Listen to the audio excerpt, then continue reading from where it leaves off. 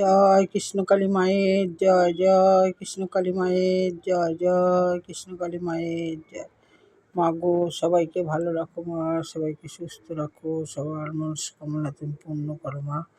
দেশে বিদেশে প্রবাসে যে ভক্তরা যেখান থেকে রাখে সবার ডাকে তুমি সাড়া দাও। এই দেখো ভক্তরা, মাকে এখন পরিষ্কার করলাম সব ফুল।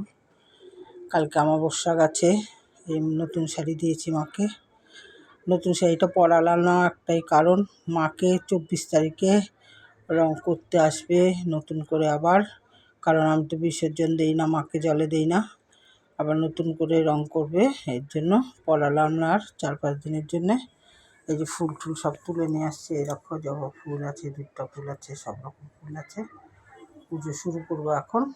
তোমাদের অনেক কদিন ধরে ভিডিও দিচ্ছি না বলে আগেই আমি মাকে পরিষ্কার করে তারপরে তোমাদের ভিডিওটা দিলাম। জয় কৃষ্ণকালী মায়ের জয়।